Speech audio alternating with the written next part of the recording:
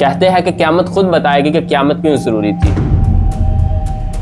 ये तस्वीर जो आप इस वक्त साइड पर देख रहे हैं, इस लड़की का नाम इकरा था, जो कि बहुत जल्द माँ बनने वाली थी। मगर अफसोस, ना तो वो माँ बन सकी और ना ही इस बेरहम दुनिया में कुछ सांसें मजीद ले सकी। होता कुछ यूँ है कि इकरा की आज से कुछ माह पहले माना वाला में शादी होती है और इसका शौहर एक दर्जी है जो कि बहुत ही शक्की और नैरो माइंडेड किस्म का शख्स था। और ये बात इकरा को बहुत जल्द पता चल जाती है कि इसका शौहर एक कम जहन वाला शख्स है और इसके साथ ज़िंदगी बसर करना काफ़ी मुश्किल होगा। लेकिन इकरा एक ऐसे वालिदैन की बेटी थी जो अपनी बेटियों को आज से 1400 साल पहले वाले दीन के मुताबिक ज़िंदगी बसर करना सिखाते हैं। और इकरा हरगिज़ ये नहीं चाहती थी कि मेरी वजह से मेरे वालिदैन को किसी किस्म की कोई परेशानी का सामना करना पड़े। इसी डर की वजह से इकरा अपने मेके भी कम जाती थी और अगर कभी चली भी जाती तो वहाँ सहमी सहमी रहती कि कहीं मेरे वालिदैन को इस चीज़ का पता ना चल जाए कि मेरे ससुराल वाले किस हद तक मेरे साथ जुल्म करते हैं। और जब वह मेके से वापस आती तो उसका शौहर उस पर इंतहाई जुल्म करता।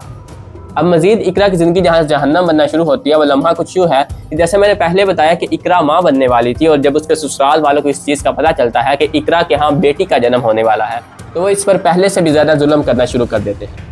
आज से चंद रोज़ पहले इकरा की वालिदा उसे कॉल करती है और कहती है कि मुझे ऐसा लग रहा है कि तुम्हारे साथ कुछ तो बुरा हो रहा है। लेकिन इकरा इस बात को टाल देती है और हाल हवाल पूछ कर कॉल बंद कर देती है।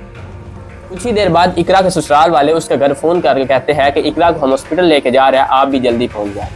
इकरा की वालिदा कहती है कि मैंने कुछ ही देर पहले उसका हाल हवाल पूछा था, वो बिल्कुल ठीक थी, अचानक से ये कैसे हो गया। खैर वो सब हॉस्पिटल पहुंचते हैं।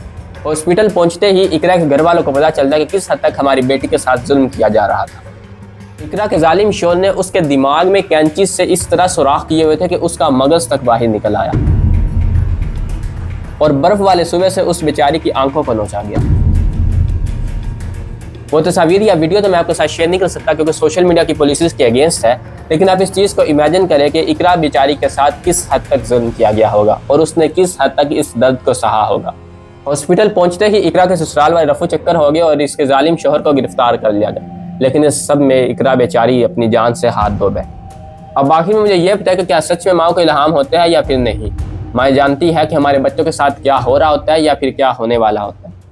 और दूसरा, अगर शादी से पहले या शादी के बाद अपनी बेटियों को उदास या खामोश देखो तो उनको अलग से बिठाकर उनका हाल हवाल पूछ लिया करो, क्योंकि बेटियां अपने वालिदैन को अपना मुहाफ़िज़ समझती है। यह वाक़या सच में रूह को झंझोड़ देने वाला है और हम सब की हुकूमत पाकिस्तान से अपील है कि ऐसे दरिंदों को कड़ी से कड़ी सज़ा दी जाए ताकि फिर कभी हवा की बेटी पर जुल्म ना हो।